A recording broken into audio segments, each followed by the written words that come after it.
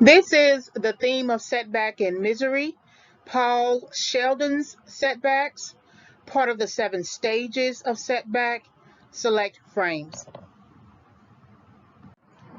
All right, so now let's look at an accumulation of Paul Sheldon's setbacks. There were multiple, but I only want to focus on just the 3 main ones that are kind of obvious. So the first one is his missed opportunity to understand the needs of his reading audience. Making a decision to end the Misery series without really consulting the reading audience, right? Or not taking into consideration the reports in terms of, data and statistics and the praise received for each of his books, not really studying it. See, what happens with writers and authors, they write for a publisher, they submit their work, they are paid for their work, right? Then they market and promote the work, but they don't really study the data like the publisher does. The publisher is looking at the numbers by state, by geography, by particular demographics, gender, income levels, everything. They're looking at the data.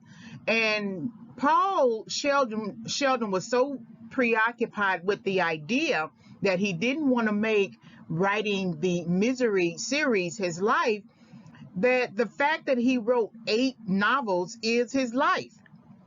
And it has become the life of many of the readers. So to me, he didn't understand the needs of his reading audience. Does he have the right to shut down anything he wants to shut down as a writer? Sure, of course. As an author? Sure, of course. But he also has to take the consequences that comes with that, right?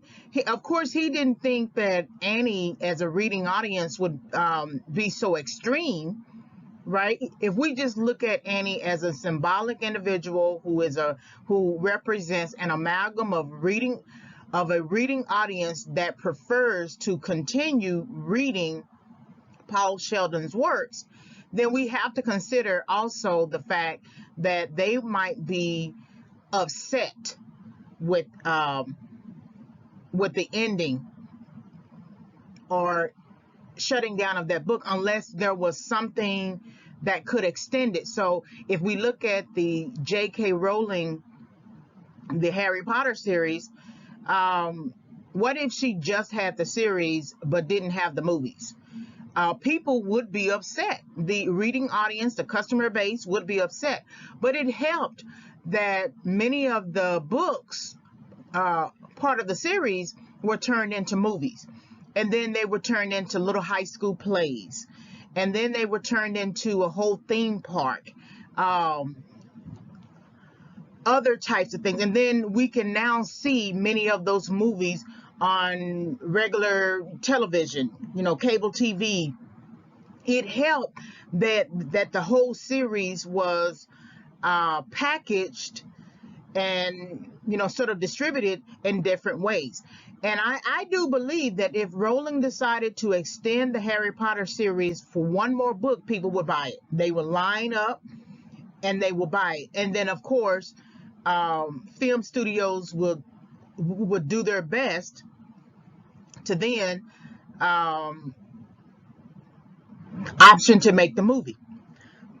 But that's understanding the needs of a reading audience. These were people who were saying, the customer base were people who were saying that the Harry Potter series got kids reading. It made a difference. It got kids reading. And so that's the reading audience. So I think that his missed opportunity was in not taking his audience seriously. And he's so preoccupied with wanting to become a serious writer, which is the next point, that he didn't take his reading audience seriously.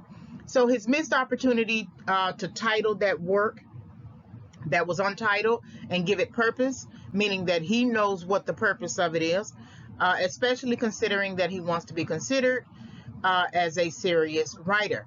And so the fact that he had that work untitled, and maybe sometimes you don't always know the title of your work. I usually do. But maybe sometimes you have titles running through your head and you're not quite sure which one to choose. So let's give him the benefit of the doubt. But to not know the purpose of the work and have Annie tell him what she thinks the work is about is something that is kind of alarming, considering that he wants to pursue this as a particular field. So that means he shouldn't have created his next book as a book to change the course of his career. He should have continued to write another misery book while working on the serious piece and then submitting that along with his manuscript, maybe to another publisher. I don't know. And I don't know if that's really allowed, but at least he would have taken some time, because 6 weeks is not enough to determine if the work is going to be considered a serious work, worthy of publication and promoting, and worthy of shutting down a previously successful, financially workable product that already has an audience, that already has a customer base, and that customer base is both domestic and international and global. And so that's why I say he doesn't understand the business side of writing, authoring, and promoting the book for the publisher. And then the last point, Paul Sheldon's missed opportunity to learn about Annie Wilkes. It took too long for him to learn about Annie Wilkes. Of course, he was set back in terms of his physical issues, damage to his body and everything, and just sort of lulled into a sense, Annie Wilkes lulling him into a sense of safety and protection and on the road to recovery.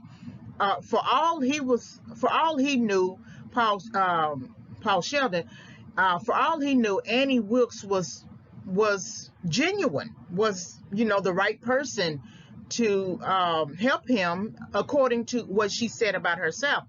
But there were opportunities that he could have learned about Annie just in having a conversation with her, especially a person who wants to talk about his books, right? That's the best time to engage the person, even if you don't want to talk about your books, and even if you have made up your mind to no longer care about your books.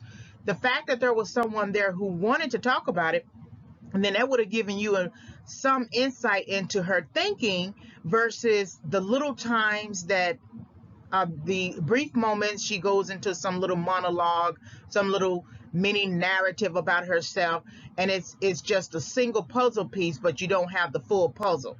And it wasn't until almost to the end of the book, to the end of the film, that he really is learning about Annie. And it really wasn't until she shot Buster that he actually took her seriously. So those are the three main points in terms of Paul Sheldon's setbacks. All right, like, subscribe, and visit. Like the video, subscribe to the channel, hit the notification bell for more discussions. You can visit my YouTube channel for further film analysis. It's Favorites Film Analysis as the title of the channel. You can always send me an email and ask me a question, reginayfavorites@yahoo.com. My Overcoming Setback, 5 Keys for Entering and Exiting Correction book will become available around October 2021. I'm still doing some editing. The book does not focus on film analyses, but I use the content that I created for the book to support my my perceptions of setback used as a theme in select films. So when the book becomes available, I will send out a notification, video, audio. Thank you very much for visiting the channel.